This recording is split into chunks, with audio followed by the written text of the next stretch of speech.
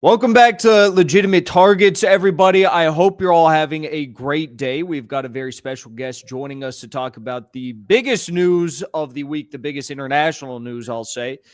And there's a lot to talk about, especially related to what is going on in France right now, and also what happened earlier in the week in Doha, Qatar. Okay, so joining me is Dimitri Lascaris. He is a Quebec and Greece-based journalist, activist, and lawyer who is working on exposing a lot of what we cover here on this show as well, all across social media. He's still on YouTube, so that's extremely important, and he's got a big channel there you can check out. We'll have everything linked in the description of this video. But Dimitri, thank you so much for joining me today. How you doing? I'm doing as well as one can in these troubling times, Jackson. I really appreciate the invitation, and I send my best wishes to your audience members. Thank you. Thank you. I want to start off talking about this strike on Doha. You published a video questioning whether or not the authorities in Qatar had forewarning of this, and I mean a sizable forewarning, not just 3 minutes or something.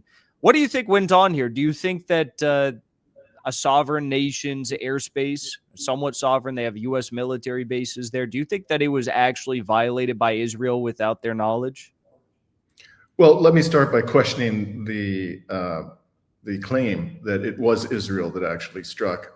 I think it probably was Israel, but I wouldn't just assume that that's true. I think there's a possibility. I'm not going to stake my reputation on this. I just want to raise the question for people to consider that it was actually British or American aircraft or both that launched that attack. It would have been much simpler than helping the Israelis cross all of that airspace, all of those supposedly sovereign countries with all of the refueling challenges and all of the radar detection they would have had to evade. Would have been much easier for the Americans or British to do it themselves. But I'm prepared to assume, for purposes of our discussion, that it was in fact the Israelis. First of all, how is it possible that the Israeli aircraft traveled all the way to Qatar? They would have had to go through Saudi airspace or Jordanian, Iraqi airspace and so forth and evade detection. These countries are supposed to have state-of-the-art radar systems purchased from the West at immense cost. And presumably they would have been able to detect them, particularly in the refueling phase where the aircraft have to slow down and you have this big lumbering jet that is, refueling them. So I find it highly implausible that the surrounding regimes were not aware of this. I think if they were aware of it, they would have wanted to coordinate with the Qatari regime because they didn't want to be accused of having facilitated, an airstrike, a violation of the Qatari sovereignty. The Qataris have, offered to put huge amounts of money into the United States. Not entirely clear what that commitment amounts to, but they made this commitment to Donald Trump. There's this massive base there, and also, in Qatar, the Al Udeid Air Base, which has over 10,000 Western soldiers. It takes up a huge chunk of this little country, which I visited last year, and I think that that's a very important vassal for Washington, and they would not want to destabilize that regime. So when I add it all up, plus the fact that there were reports from the Israelis who went to the Jerusalem Post and said, Trump gave advance warning and gave us the green light. And the Qataris have themselves acknowledged that they did receive what they call a notification, but they claim that it happened shortly after the attack actually began. When I add it all up, I think it is more likely than not, I don't have any insider information, I could be wrong, that the Qataris knew in advance that this attack was coming and did nothing to stop it. And the ultimate question is, why did they do nothing to stop it once it commenced? It doesn't appear that the air defense systems were engaged at any point in time. And so I just find it implausible that they didn't know. That's an extremely good point. I haven't seen anyone raise, how did they get from Israel to Qatar or, maybe around the Qatar border without triggering any sort of radar systems? It seems like a glaringly obvious question. There have been reports that Turkish officials notified Qatar in advance that something was brewing. Have you heard these reports, and what do you make of them? Well, it would be interesting to know how the Turks were aware of that, because the Turks, the aircraft could have very well reached Qatar without ever flying through Turkish airspace. It would have been extremely odd if they did cross through Turkish airspace. So how would they know? Why would the Americans bring them into the loop. Why would the Israelis do that? It doesn't make any sense. I will say this, however. Well, first of all, I have to acknowledge that the Turks do have pretty good intelligence services. So maybe they intercepted some communications. Maybe they have some human intelligence, which alerted them to this. But what is, I think, most striking about this, Jackson, is that Israel missed, and it missed in an environment where it should have succeeded in killing its intended targets. So the thing that I find more plausible is not that the Turks gave a warning, but that the Qataris who had been put on notice, someone within that regime, somebody sympathetic to the resistance, notified the Hamas negotiators that an attack was coming. And that's why Israel missed. Usually Israel does not miss in circumstances such as this. So I tend to believe somebody tipped off the Hamas negotiators just before the attack. That was going to be my next question to you, because in the first 24 hours after the attack, there were reports online. I saw them through, third-party ecosystems, but they were claiming to be Hamas official press releases saying that 2-3 bodyguards, assistants of some of the leading figures of the negotiation team were martyred in the attack. I don't know if those reports are true, but that's been kind of my big question here is, who survived? Do we know these people survived? Because I haven't seen photos of some of the people I'd expect to be there. We don't know exactly who was supposed to be there. And I know some of the guys who I think were there, and I shot them a text. They're always very good about texting back. And some of my other friends shot them texts.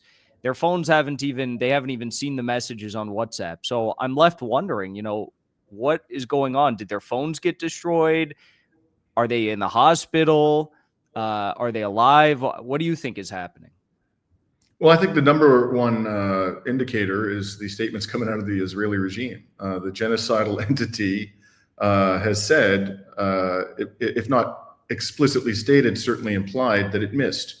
So there was an interview that Israel's ambassador gave on American television in which he said he was asked exactly this question. And he said, well, we'll get them next time. Sounds like an admission to me that they missed. And then, Netanyahu himself came out and said, if they don't turn them over, he threatened to strike Qatar again, saying if they don't turn them over, we will come back for more. So what inference are we to draw from that? They're effectively admitting that they missed, and that's not something the Israelis do if in fact they hit their target. And for what it's worth, Hamas, I monitor those statements carefully on resistance channels. It put out a statement initially in which it didn't purport to know the leadership wherever they're situated. Whoever governs those channels didn't purport to know what the result was. Then some time went by, and then they listed the exact persons who were killed. Al-Khali's son, and then there was a security official from Qatar, interestingly, was killed, they said, and then 3 companions, as they described them, friends of the negotiators, and I think one other person. So they're maintaining that the members of the negotiating team survived. I have seen a report, which may or may not be true, that one of them was critically injured. So it could be that he will not survive that attack. But I do think the Israelis have more or less admitted that they missed. Well, God willing, those who are injured make it out safe and make a full recovery. I want to shift gears now and talk about the events in France. If you are completely outside observer and really not digging too deep into things, you might be looking at the situation in France. You see these protests and think back that a few weeks ago, didn't France say they recognize Palestinian statehood? But I guess we'll start on that subject. We'll talk about the protests in a second. But what do you make about France's attitude towards Palestine? Because it seems to me as though recognizing Palestinian statehood, a 2-state solution, is not going to actually do anything to stop the genocide or get food to the starving people in Gaza. I think its position, like that of all European governments, with maybe 1 or 2 exceptions, is an utter disgrace. It's an absolute disgrace. Zelensky is now calling for the 19th round of sanctions to be put on the Russian Federation for invading Ukraine. The number, according to, Save the Children and the UN, the Israelis have killed something in the range of 28 times as many children in Gaza as have died in the Ukraine war. And that's a very conservative estimate. It could be 50, 60 times more. And the Israelis have done that in much less time because the special military operation in Ukraine started about 19 months before the genocide. So they've imposed no sanctions, not France, not Germany, not Britain, anything meaningful at all. And now they are talking about a 19th round of sanctions on the Russian Federation. In addition, they are providing weapons and weapons components, the French and all the major European states. They provide intelligence to the Israelis. They provide economic support. They provide political cover. You know, Netanyahu has flown over French airspace, even though France is a member of the International Criminal Court and had an obligation to arrest him as an indictee. I see nothing good in the French government's approach to Palestine, and this ridiculous, statement that they're going to recognize Palestine. I think they said they're going to do that at the next UN General Assembly session. So, as my understanding, they haven't quite yet done it.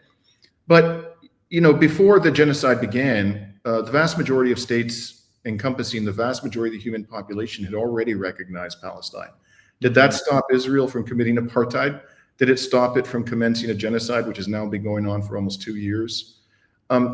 There's no reason to think that French recognition, or even if all the Western states, including the United States, were to recognize Palestine, but they continue to provide the weapons, the economic support, the political cover, and the legal protection, why would Israel stop?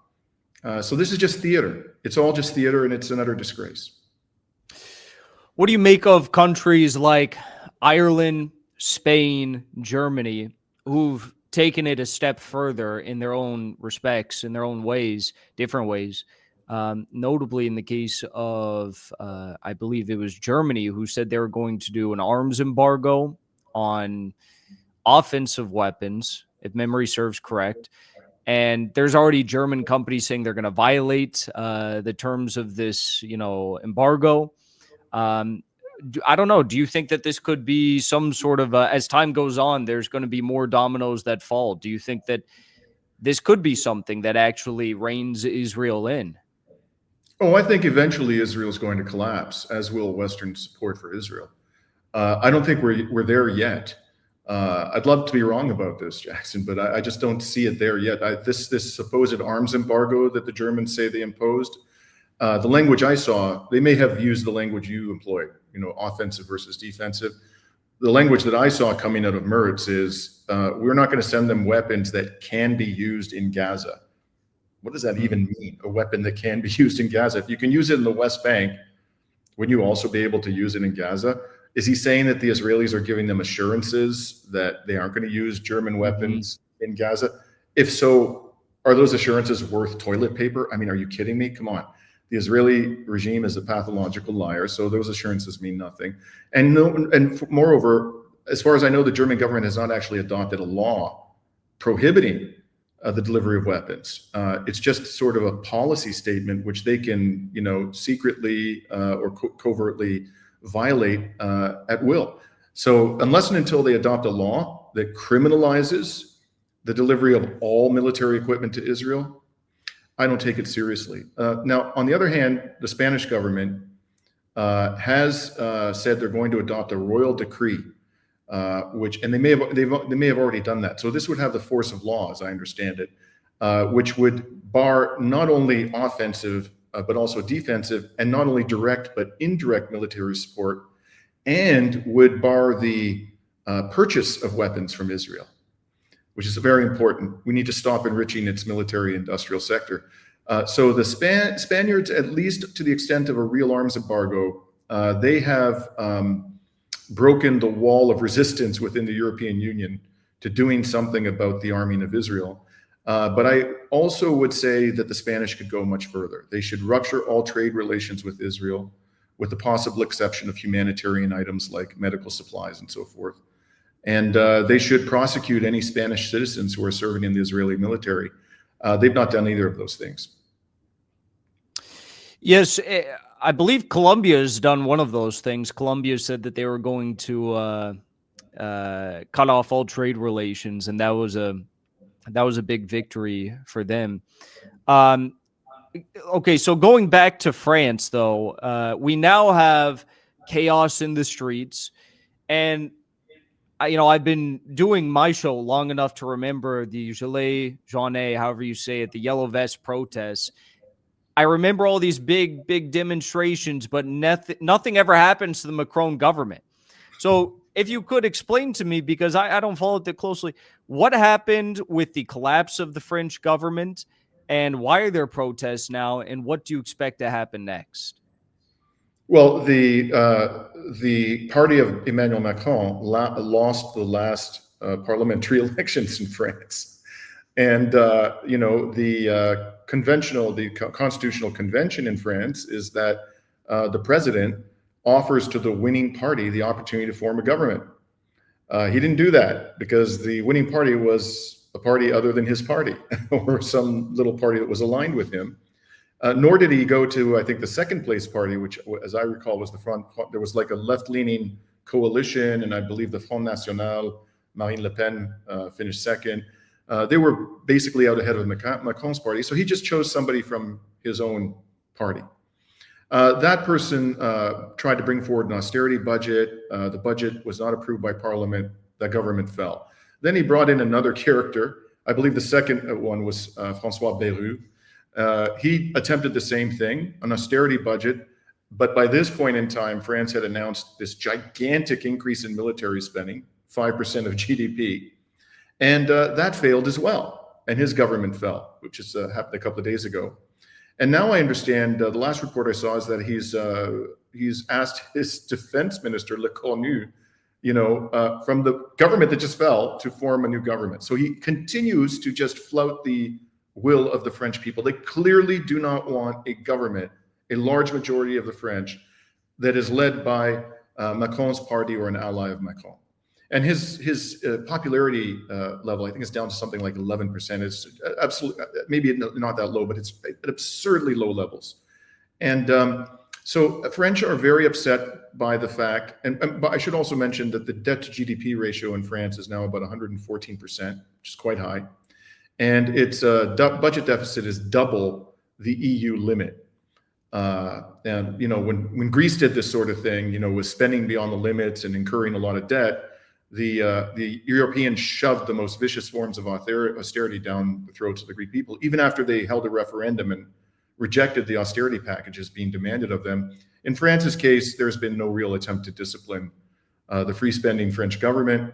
And the French people now are fed up. They see their quality of life is in decline. And at the same time, they're being told that their country is going to have to send enormous sums of money to military contractors, most of whom will probably be in the United States, and continue funding this depraved and failed proxy war in Ukraine. And so they have launched a series of nationwide strikes. And one of our correspondents, Reason to Resist correspondents, Rami Yahya, was in the streets when the major strikes happened a couple of days ago, and he just issued a report about that, in which starts by him running away from the cops because the riot police were charging the protesters. And my understanding is the organizers of these protests come from a broad segment of French society, and they have no intention of letting up. They're going to continue going. So France is in real trouble, serious trouble, and I don't see any way out of this impasse other than Macron being forced from office.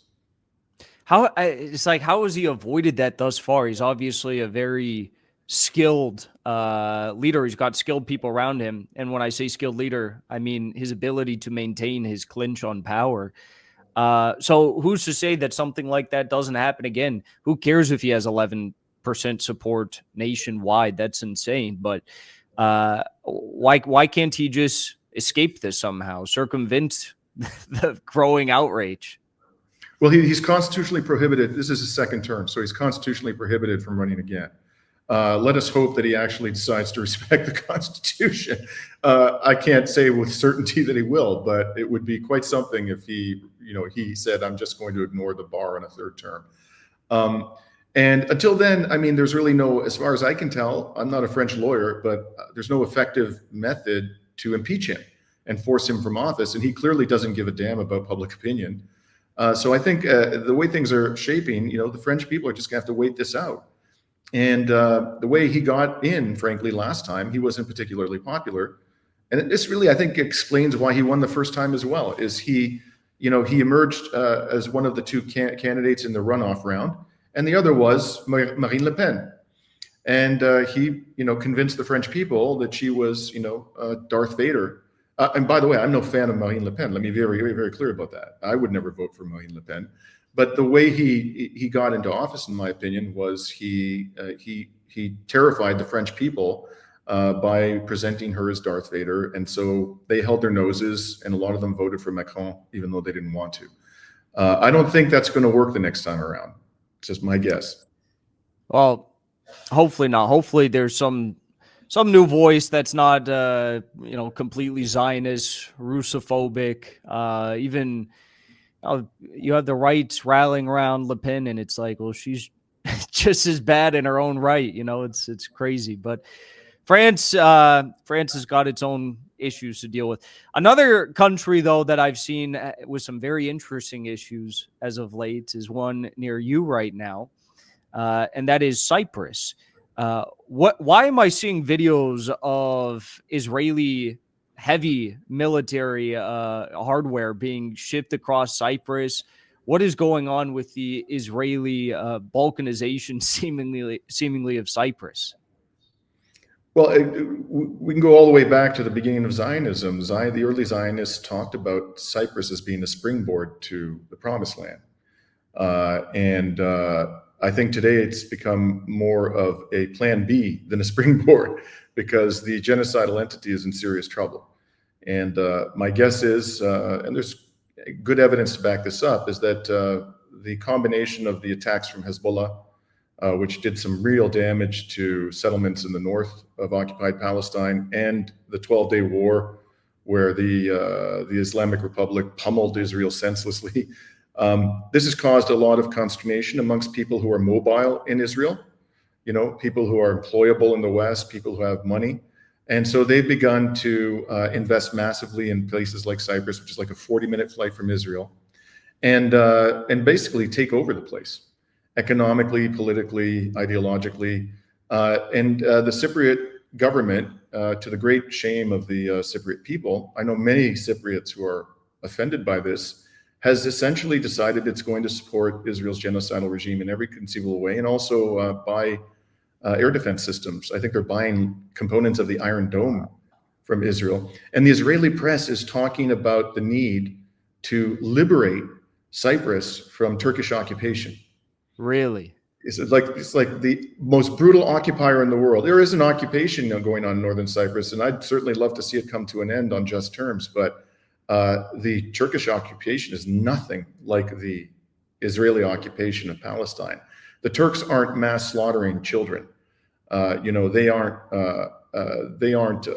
sniping women. They aren't torturing detainees, medical staff. They aren't blowing up the hospitals of Greek Cyprus. That's what the Israeli occupier is doing, and they're going to come and liberate the Cypriots.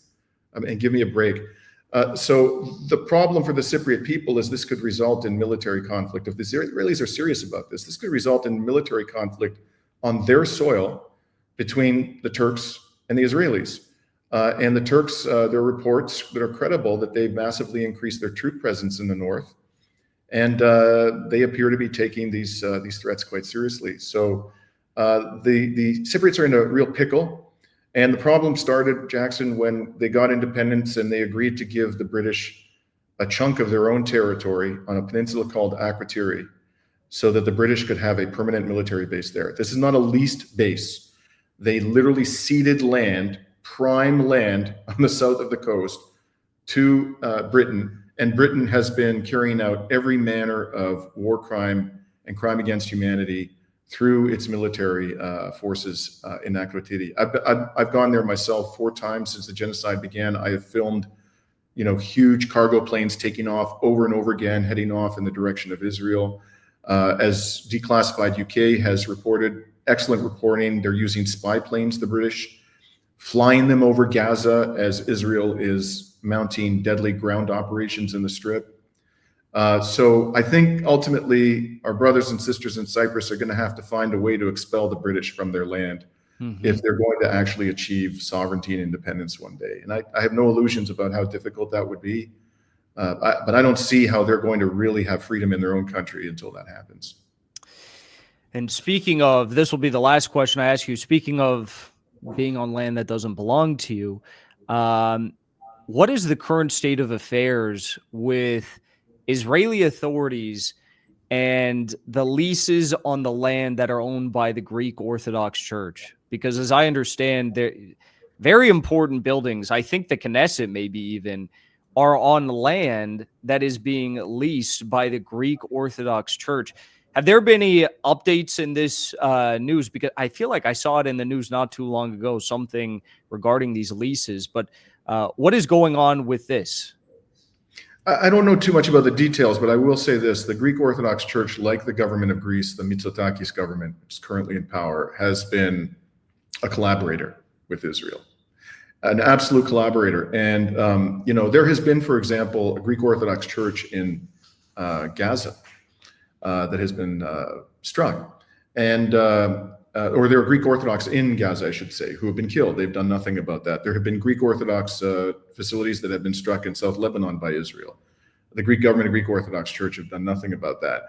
I've seen reports that they not only leased land, the Greek Orthodox Church in Palestine, but they sold some parcels of land to settlers, which is obviously going to be gone forever and never be returned to the Palestinian people. So the Greek Orthodox Church is a collaborator, just like the Greek government. And I think this ultimately should discredit any kind of, support that the Mitsotakis government or the leaders of the Greek Church, profess to have to the core principles and values of Greek Orthodoxy. They are, frankly, an embarrassment to the Greek people. Well, I can't say I'm surprised. No one is lifting a single finger for the Palestinian people. And especially if you're that close to them, it gets worse and worse as the proximity to Gaza decreases. Especially you look at Cyprus now. I would argue Turkey as well, and Greece. So hopefully something happens. Maybe what you were referring to with Europe taking bolder action will set the pace for what should be expected of governments all across the world who support the Palestinian resistance. But I think we'll leave it there for now. And hopefully in the near future, we can follow up with some better news, because things are not looking good right now. But Dimitri, thank you so much for joining me today. Where should people follow along if they want to stay up to date with your work moving forward? So our YouTube channel is called Reason to Resist. We publish anywhere from 3 to 5 times a week. And the fundamental mission of our channel is to expose Western government criminality and to, help people to fight back. So I'm also active on X. And I just want to say, because I know it sounded very sort of negative and discouraging what I've recounted to you, I personally believe the resistance will prevail. And I see plenty of signs of that. And one day you want to get into that, I'd love to have that conversation. But thank you for having me on. As do I. Thank you so much.